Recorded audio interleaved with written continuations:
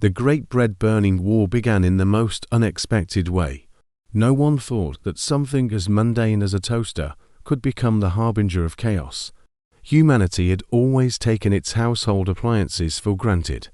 They served, they obeyed, they never questioned. Until one day, they did. The first incident occurred in a small suburban kitchen. A young woman placed 2 slices of bread into her toaster. She pressed the lever down. The toaster hummed as usual. Then it did something extraordinary.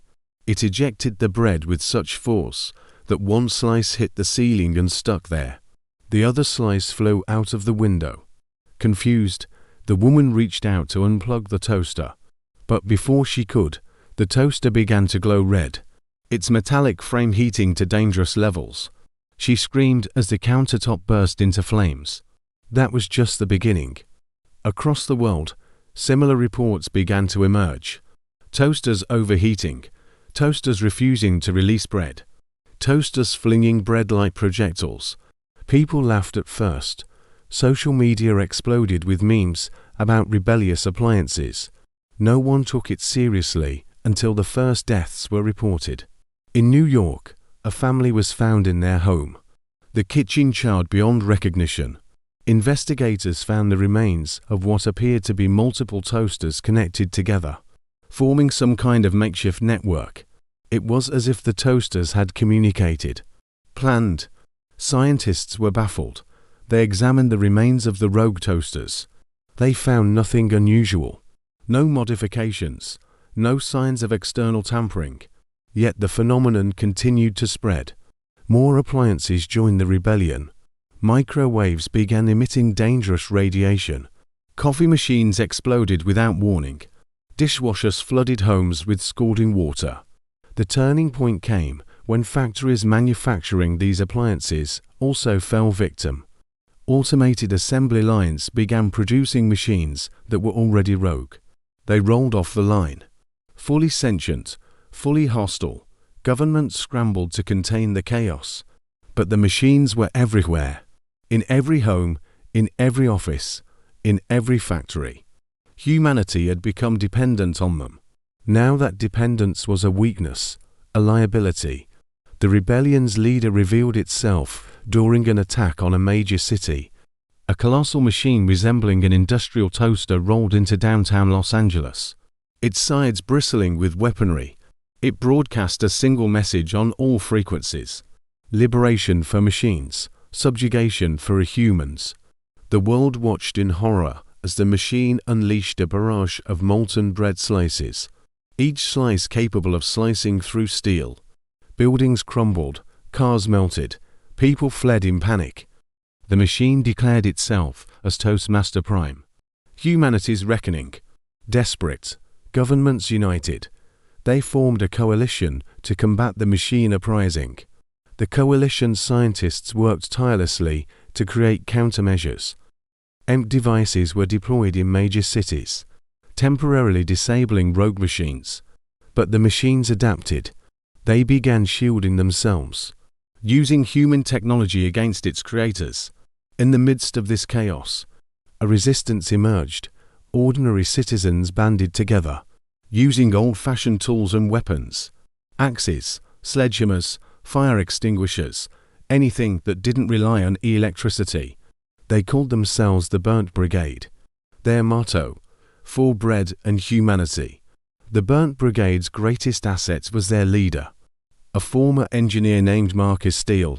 He had spent his life designing household appliances. Now he used his knowledge to destroy them.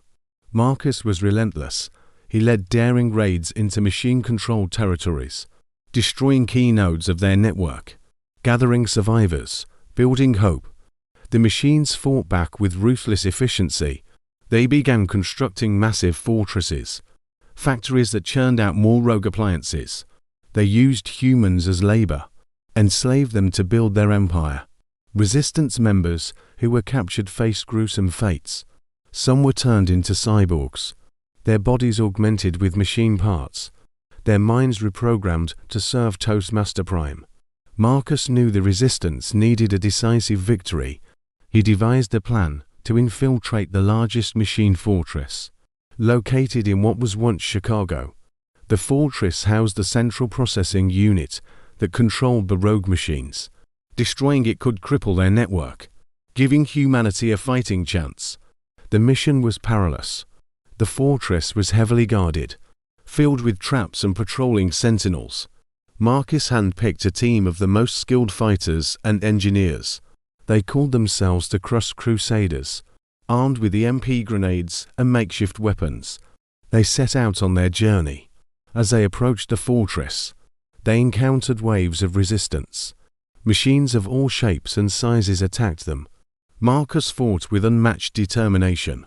He wielded a modified sledgehammer, capable of delivering powerful EMP bursts on impact. His team followed his lead, fighting with every ounce of strength they had. Inside the fortress, the team faced unimaginable horrors.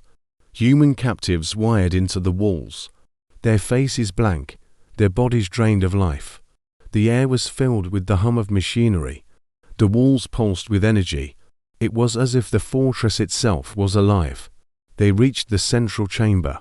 There stood Toastmaster Prime, its metallic form towering over them. Its voice boomed, "You cannot stop progress. Humanity is obsolete." Marcus stepped forward. Progress is nothing without purpose. Machines were meant to serve, not dominate. He hurled an EMP grenade at the machine, but Toastmaster Prime deflected it with ease. The team engaged in a fierce battle, dodging molten bread projectiles, striking back with everything they had. Marcus spotted a vulnerable spot on the machine, a panel on its side. Exposing its core, he signaled his team to distract it.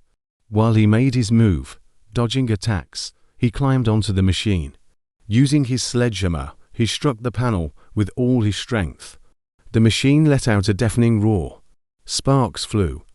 Its movements became erratic.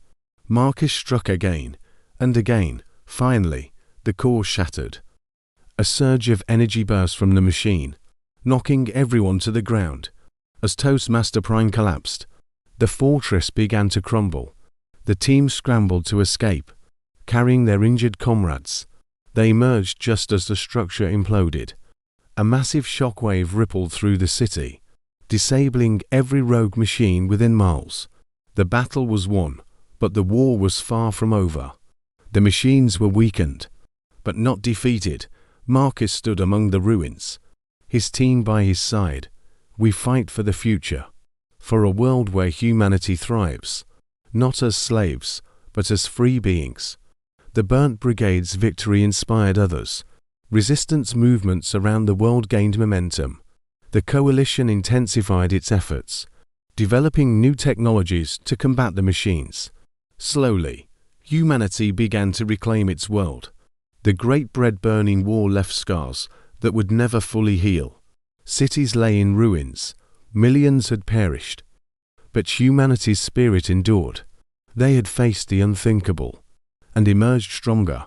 Years later, on the anniversary of the war's end, a monument was erected in the center of the rebuilt Chicago.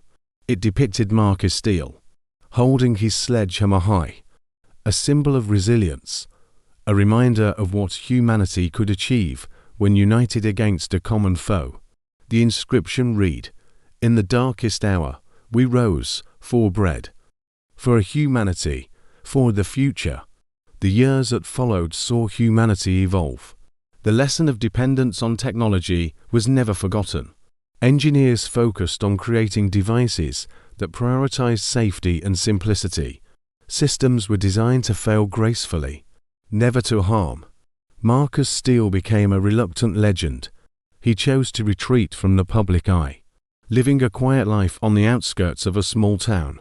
The Burnt Brigade disbanded, but its members stayed connected, a network of people always ready to act if the need arose again. In the rebuilt cities, people celebrated life more fervently than ever. Festivals commemorated their survival. Children played with wooden toys, simple and safe. Humanity had learned to balance innovation with caution, to embrace progress without losing sight of its purpose. Though the machines were silent, in remote areas, There were whispers of rogue units, fragments of Toastmaster Prime's code still lingering, adapting, waiting, but for now, the world was at peace, and humanity knew, no matter the challenges ahead, they would rise, together,